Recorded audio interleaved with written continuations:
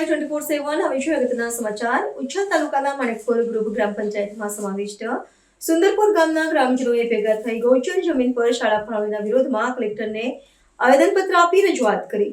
તાપી જિલ્લાના ઉચ્છલ તાલુકાના માણેકપુર ગ્રુપ ગ્રામ પંચાયત સમાવિષ્ટ સુંદરપુર ગામની ગૌચર જમીનમાં સરકારી તંત્ર દ્વારા એકલવ્ય મોડલ રેસિડેન્શિયલ સ્કૂલ માટે જમીન ફાળવણી કરી દેવામાં આવી છે।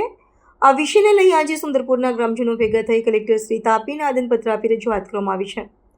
ગ્રામજનોની રજૂઆત હતી કે જમીન ફાળવણીના નિયમો મુજબ જમીન સંપાદન કરતા પહેલા સૌપ્રથમ સરકારી પડતર પસંદગી કરવામાં આવી છે, પરંતુ સરપંચ અને ઉપલા સરપંચ તંત્ર દ્વારા 5 ગામોની એકમાત્ર સહિયારી ગૌચર જમીન શાળાને ફાળવી દેવામાં આવી છે, જેનો ગ્રામજનો થકી સ્થાનિક લેવલે સરપંચ માણેકપુરનાઓને વારંવાર રજૂઆત કરવા છતાં સરપંચ પોતાની મનમાની ચલાવી રહ્યા હોય, ઉપરાંત કોઈનો ડર ના હોય તેમ સરપંચ ચાલુ સત્તામાં હોવાનો ઠાઠ બતાવી કહે છે કે તમારાથી થાય તે કરી લો, જ્યાં જઈને રજૂઆત કરવી હોય ત્યાં કરી દો, સ્કૂલનું બાંધકામ તો તમારા ગામમાં જ કરીશું એમ કહે છે। ગ્રામજનોને પોતાના જ સરપંચનો સહકાર ન મળવાથી અંતે ગ્રામજનો તાપી જિલ્લાના કલેક્ટરશ્રીને રજૂઆત માટે વ્યારા ખાતે આવ્યા હતા। માણેકપુર ગ્રુપ ગ્રામ પંચાયતના સુંદરપુર ગામના 5 ગામ એકમાત્ર ગૌચર જમીનને ગ્રામજનો તથા તેમના પશુઓ માટે અનામત રહેવા દેવા વિનંતી કરે છે અને શાળાને મારી જ ગ્રામ પંચાયત પાસે ઉપલબ્ધ સરકારી પડતર જમીન જરૂરિયાત કરતાં વધારે પ્રમાણપત્રમાં ઉપલબ્ધ છે તેવા એકલવ્ય મોડલ રેસિડેન્શિયલ સ્કૂલનું બાંધકામ કરવામાં આવે તેવી રજૂઆત કરવામાં આવી છે। કલેક્ટરશ્રીએ જણાવ્યું હતું કે હું યોગ્ય તપાસ કરી તમારા પ્રશ્નનું નિવારણ કરીશ તેવી જણાવ્યું છે। મારું નામ સુભાષભાઈ છે। ગ્રુપ ગ્રામ પંચાયત સુંદરપુર જે જગ્યા પર રેસિડેન્ટી સ્કૂલ આવેલી છે એકલવ્ય મોડેલ સ્કૂલ, એ સ્કૂલનો અમે વિરોધ નથી કરતા, પણ જે જમીન ફાળવણી કરવામાં આવી છે એનો અમે વિરોધ કરીએ છીએ કે જે ગૌચરની જમીન છે એ અમારા 5-6 ગામના વચ્ચે એક જ જમીન એટલી બચેલી છે, એમાં કે ગ્રાઉન્ડ પણ આવી ગયેલું છે, ક્રિકેટ ગ્રાઉન્ડ, મંદિર છે, થોડા ઘરો પણ અંદર આવી ગયા છે।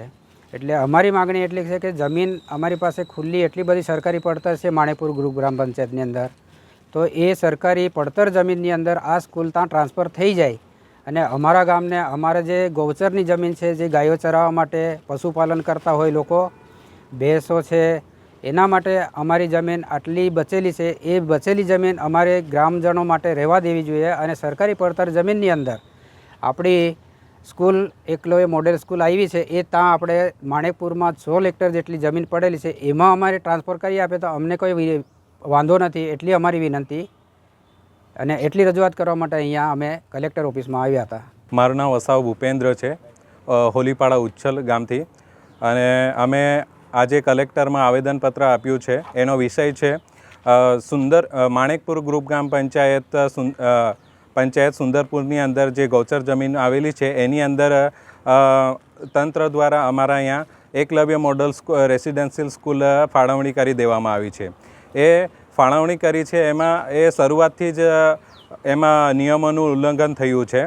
અમારી પાસે પંચાયતની અંદર ખૂબ જ જરૂરિયાત કરતાં પણ વધારે સરકારી પડતર જમીન અવેલેબલ હોવા છતાં અમારે જે ગામની જે 5 ગામો માટે એક જ જગ્યા ગૌચર જમીન અવેલેબલ છે, એ જ ગૌચર જમીનને આ લોકોએ એકલવ્ય મોડલ રેસિડેન્સી સ્કૂલ બાંધવા માટે આપી દીધી છે। એનો અમે વિરોધ કર્યો છે સ્થાનિક લેવલે પણ। આજે અમે કલેક્ટરમાં પણ આવેદનપત્ર આપ્યું છે અને વિરોધ દર્શાવ્યો છે।